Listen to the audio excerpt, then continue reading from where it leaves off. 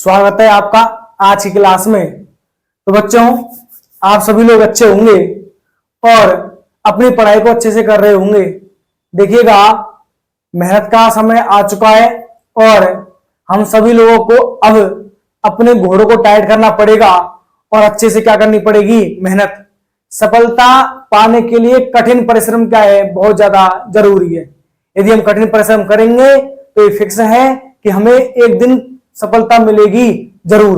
और मेहनत के बाद मिली हुई सफलता का अपना ही क्या होता है कि मजा होता है, क्योंकि उस चीज के हम वैल्यू समझ जाते हैं कि यह हमारे इतनी कठिन परिश्रम का क्या है, हमारा ये फल है जो आज हमें दिखाई दे रहा है। जब आप मेहनत करोगे, आपका रिजल्ट आएगा तो आपको जो खुशी मिलेगी, ये मेरी जो 1 साल की जो मेहनत रही है वो आज क्या हो गई है, सफल हो गई है। तो इसलिए मेहनत सुचारू रूप से चलते रहिए, करते रहिए और हम सब मिलकर के प्रयास कर रहे हैं कि हम अच्छे से अच्छे क्या बनाएं, अपनी सब्जेक्ट में मार्क्स लेकर के आए। तो चलिए शुरुआत करते हैं आज की क्लास की।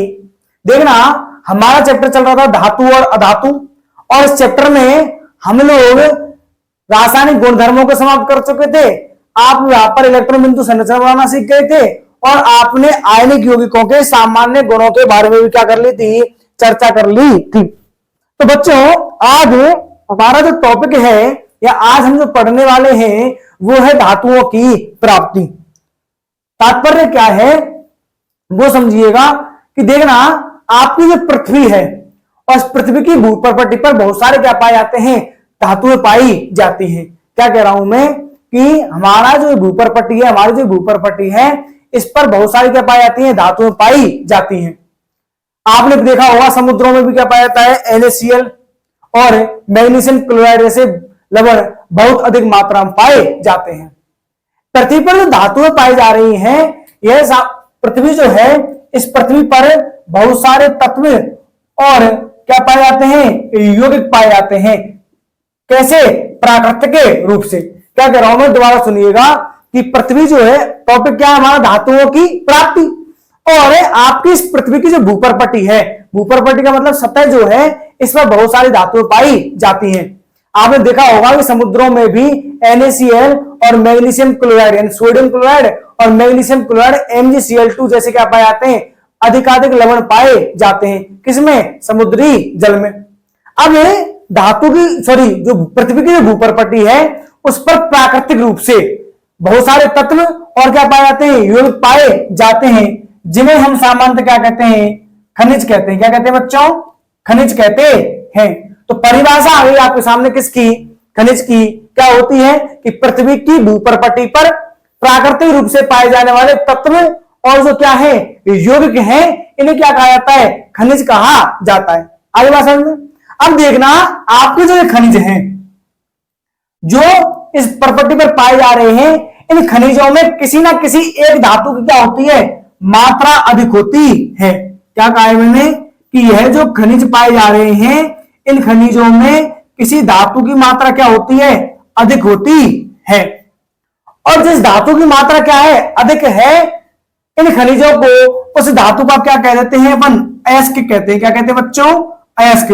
तो दोबारा सुनना, मैंने क्या कहा कि पृथ्वी की भूप्रपट्टी पर जो तत्व पाए जा रहे हैं प्राकृतिक रूप से, जो क्या पाए जा रहे हैं, यौगिक, इन्हें तो क्या कहते हैं, खनिज कहते हैं। अब इन खनिजों में कोई ना कोई क्या पाई जाएगी, एक धातु की मात्रा, मेटल की क्या होगी, मात्रा क्या होगी, अधिक होगी। और जिस मेटल की मात्रा क्या होती है, अधिक होती है, इन खनिजों को उस धातु का क्या कहते हैं, हम अयस्क कहते हैं। क्या कहते हैं? अयस्क। जैसे यदि मैं उदाहरण की बात करूं तो मैंने ले लिया HgS। क्या ले लिया? HgS। इसी हम सामान्यतः क्या कहते हैं, सिनावार कहते हैं। क्या कहते हैं? सिनावार। ठीक है ना। अब क्या है ये सिनावार जो है, इस सिनावार में मरकरी जो है आपकी Hg क्या है, धातु। इस मरकरी की क्या पाई जाती है, अधिकता पाई जाती है।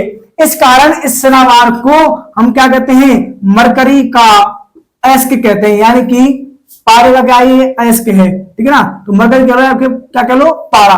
तो मरकरी का क्या है, अयस्क है। कौन? सिनावार। तो मरकरी का क्या हो गया, अयस्क हो गया। ठीक है ना। और यही तो कहा था हमने कि जिस खनिज में, कोई जो खनिज है उसमें जिस धातु की क्या पाई जा रही है, मात्रा अधिक पाई जा रही है, उसे क्या कहते हैं, अयस्क कहा जाता है। तो परिभाषा क्या होगा अयस्क की कि खनिजों में जिस धातु की मात्रा अधिक होती है, इन खनिजों को, उस धातु को क्या कह देते हैं हम, अयस्क कह देते हैं। तो आपके सामने दो परिभाषाएं आ गई, किसकी बच्चों, एक तो खनिज की और एक किसकी, अयस्क की। अब हमें करना क्या है कि धातुएं जो है हमारे लिए क्या है, उपयोगी होती हैं, और जब ये धातुएं हमारे लिए उपयोगी हैं तो हम करेंगे क्या कि ये जो अयस्क हैं, क्या है, अयस्क, इन अयस्कों से धातुओं का क्या करेंगे, निष्कर्षण करेंगे। क्या करेंगे, निष्कर्षण, मतलब इन अयस्कों से हम धातुओं को क्या करेंगे, अलग करेंगे। क्या करेंगे, अलग। तो याद रखना, एक तो आपने पढ़ लिया खनिज की परिभाषा, एक क्या पढ़ लिया आपने, अयस्क, और हमें क्या पढ़ना है, धातुओं के निष्कर्षण के बारे में पढ़ना है। अभी हम सिर्फ बेसिक जानकारी के बारे में क्या कर रहे हैं, चर्चा कर रहे हैं। तो देखना, चलो शुरू करते हैं आगे, और सुनिएगा क्या कहानी है। देखना, आपने सक्रियता श्रेणी पढ़ी है, श्रेणी पढ़ी है, और सक्रियता श्रेणी में आपने ये पाया है कि धातुएं जो होती हैं वह क्या पाई जाती हैं, भिन्न भिन्न क्रियाशीलता दर्शाती है। देखना, मैं दोबारा लिख देता हूं एक बार सक्रियता श्रेणी आपके सामने कि काशीनाथ का वांगे आलू जमीन पर फेरे, पड़ोसन भाभी हीना कू हाजी एजी और पिटागो। तो ये क्या है, आपने सक्रियता श्रेणी पढ़ी हुई है, और मैं क्या कह रहा हूं कि जो सक्रियता श्रेणी है, इस सक्रियता श्रेणी में सभी धातुओं क्या है, क्रियाशीलता क्या है, अलग अलग है। मतलब कुछ धातुओं तो क्या है, बहुत अधिक क्या है, क्रियाशील हैं। तो पोटेशियम से लेकर के और जो एल्यूमिनियम तक की जो धातुएं हैं, यह अत्यधिक यानी कि अधिक क्या दर्शाती हैं, क्रियाशीलता दर्शाती हैं। क्या करती हैं, यह अधिक क्रियाशीलता दर्शाती हैं।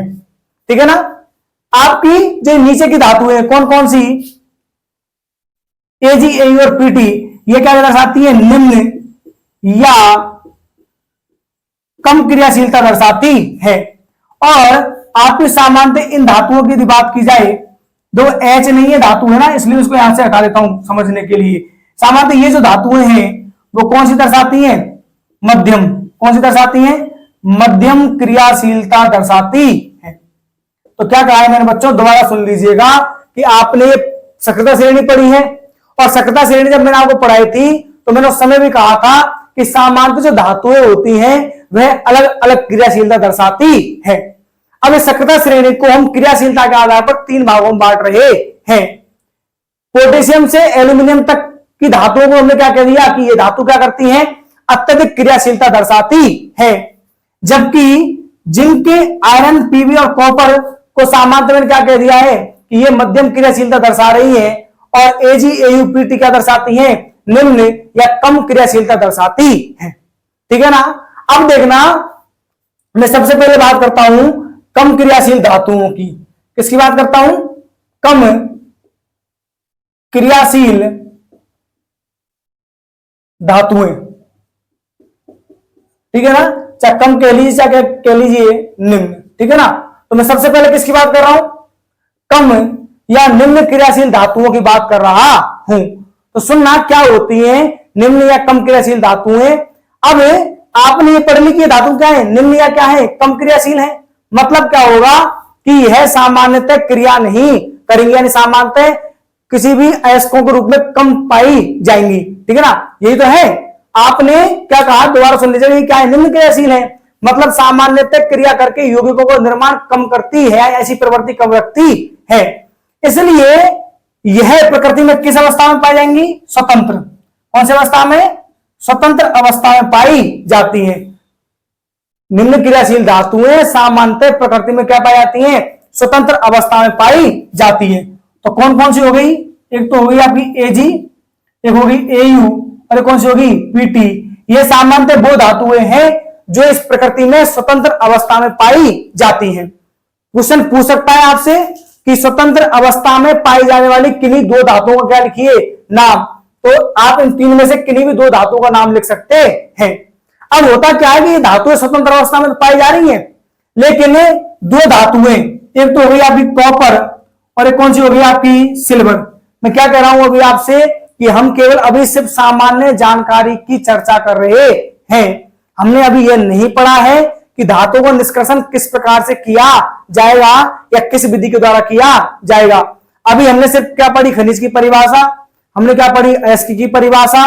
इसके बाद आपने क्या पढ़ा बच्चों कि सक्रियता श्रेणी को 3 भागों में बांटा गया है, किसके आधार पर, धातुओं की क्रियाशीलता के आधार पर। ठीक है ना। अब हम सबसे पहले बात कर रहे हैं निम्न या कम क्रियाशील धातुओं की, और मैंने ये कहा आपसे कि धातुएं बहुत कम क्रियाशीलता दर्शाती हैं। इसका तात्पर्य क्या हुआ कि यह प्रकृति में कैसी पाई जाएंगी, स्वतंत्र रूप में पाई जाएंगी। जब ये प्रकृति में स्वतंत्र रूप में पाई जाएंगी तो इनके नाम कौन कौन से धातु हो गई, एजी, एयू और पीटी। लेकिन 2 धातुएं, देखो अपवाद हर जगह होता है, ठीक है ना, मैंने कहा था ना अपवाद उत्पाती जीव हर जगह होते हैं, तो ये स्वतंत्र रूप में पाई जाती हैं। लेकिन कॉपर और जो आपकी सिल्वर है, यह कॉपर और सिल्वर सामान्यतः अपने ऑक्साइड और सल्फाइड, ऑक्साइड और सल्फाइड अयस्क के रूप में भी पाई जाती हैं। क्या कह रहा हूं मैं, दोबारा सुन लीजिएगा। ये पाई तो जा रही स्वतंत्र अवस्था में, परंतु 2 धातुएं कॉपर और कौन सी, एजी जो है, ये ऐसी होती हैं जो अपने ऑक्साइड अयस्क में भी पाई जाती हैं और अपने सल्फाइड के अयस्क में भी पाई जाती है। ठीक है ना। अब हम बात करते हैं दूसरी की, और वो दूसरी धातु कौन सी है, अधिक क्रियाशील। कौन सी बच्चों, अधिक क्रियाशील धातुओं की क्या कर रहे हैं हम यहां पर बात करने वाले हैं, अधिक क्रियाशील धातुएं। तो सुनना, अधिक क्रियाशील धातुएं क्या कहती हैं। देखो नाम से ये पता चल रहा है अधिक क्रियाशीलता, यानी कि सामान्यतः यह क्रिया करने की क्षमता बहुत अधिक रखती है। जब ये अत्यधिक क्रिया कर रही है तो सिंपल सी कहानी क्या है कि ये प्रकृति में कभी भी स्वतंत्र अवस्था में नहीं पाई जा सकती। तो याद रखना, यह धातु स्वतंत्र अवस्था में नहीं पाई जाती, तो स्वतंत्र नहीं पाई जाती हैं। तो याद रखिएगा, अधिक क्रियाशील धातुएं कभी भी पृथ्वी की भूपरपटी पर स्वतंत्र अवस्था में नहीं पाई जा सकती। ठीक है ना। और तीसरी कौन सी है, मध्यम क्रियाशील धातुएं। कौन सी है, मध्यम। और जो आपकी मध्यम क्रियाशील धातुएं हैं, कौन सी धातुएं हैं, मध्यम। यह मध्यम क्रियाशील धातुएं सामान्यतः ऑक्साइड अयस्क तो बनाती है, ऑक्साइड अयस्क तो बनाती ही है, लेकिन यह ऑक्साइड के साथ साथ सल्फाइड और एक अयस्क और है, कौन सा, कार्बोनेट अयस्क भी बनाती है।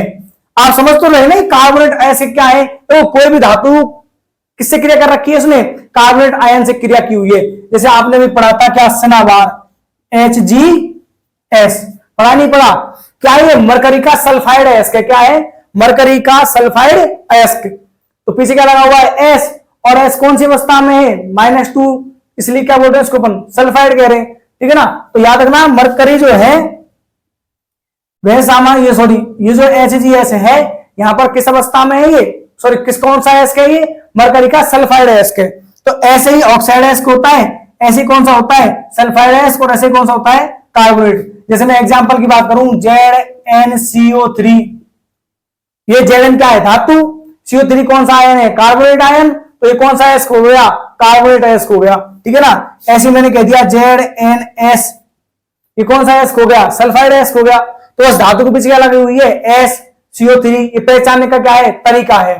तो याद रखना, निम्न क्रियाशील धातुएं स्वतंत्र अवस्था में पाई जाती हैं, अधिक क्रियाशील धातुएं स्वतंत्र अवस्था में नहीं पाई जा सकती, और मध्यम क्रियाशील धातुएं जो होती हैं वह ऑक्साइड, सल्फाइड और अपने कार्बोनेट अयस्कों के रूप में पाई जाती है। ठीक है ना। अब आपने बच्चों एक चीज देखी है क्या, कि सामान्यतः जो कई धातुएं होती हैं वह चाहे कोई सा भी अयस्क बनाए चाहे ना बनाए, लेकिन एक अयस्क जरूर बनाती हैं, और उस अयस्क का नाम क्या है, ऑक्साइड। यानी कि लगभग सभी कई धातुएं जो हैं उन कई धातुओं के ऑक्साइड अयस्क पाए जाते हैं। कारण क्या है, तो देखो इसका कारण क्या है, एक तो ऑक्सीजन की क्या है, अत्यधिक क्रियाशीलता। क्या है ऑक्सीजन की अत्यधिक क्रियाशीलता, कि ऑक्सीजन अत्यधिक क्या होती है, क्रियाशील होती है।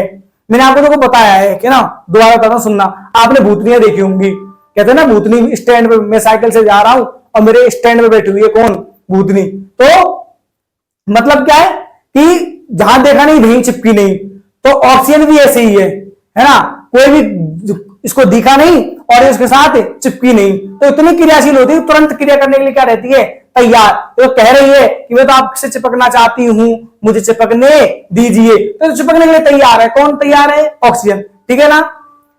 और पृथ्वी की भूपर पट्टी पर यह इसकी जो मात्रा है वह भी क्या होती है, अधिक होती है। तो एक तो इसकी क्रियाशीलता बहुत ज्यादा है और अत्यधिक क्या होती है, भूपर पट्टी पर पाई जाती है। इसलिए सामान्यतः कई धातुओं के ऑक्साइड एस के पाए जाते हैं, ठीक है ना। तो बच्चों आज की इस क्लास में आपने खनिज और एस्को की परिभाषाएं पढ़ी हैं और कुछ सक्रियता श्रेणी में धातुओं को कितने भागों में बांटा गया है ये आपने पढ़ लिया है। यहां से क्वेश्चन आपसे जरूर पूछ लेता है कि स्वतंत्र अवस्था में पाई जाने वाली धातुओं के नाम बता दीजिए, या फिर मध्यम क्रियाशील धातुओं कौन कौन से एस्को में पाई जाती हैं। तो छोटी सी जो बातें इंपॉर्टेंट वो आपको याद रखनी है, ठीक है ना। सबसे इंपॉर्टेंट जो क्वेश्चन यहां से बनता है वो यही है, स्वतंत्र अवस्था में पाई जाने वाली धातुओं के नाम। कल की क्लास में या अगली क्लास में हम इनके निष्कर्षण की बात करेंगे कि किस प्रकार से इनको अपने अयस्कों से अलग किया जा सकता है। और उसके बाद अगली क्लास में जब होगी, इसके बाद और अगली क्लास जो होगी उसमें हम पढ़ेंगे संक्षारण के बारे में, और यहीं पर आपका फिर क्या हो जाएगा, ये चैप्टर नंबर 3 भी क्या हो जाएगा, समाप्त हो जाएगा। इसी प्रकार से मेहनत करते रहिए, लगातार अपनी पढ़ाई को सुचारू रूप से चलाते रहिए और वीडियो को ज्यादा से ज्यादा लाइक किया करें, शेयर किया करें और चैनल को सब्सक्राइब किया करें। तब तक मिलते हैं अगली वीडियो में, तब तक के लिए अपना और अपने परिवार का ध्यान रखें। जय हिंद।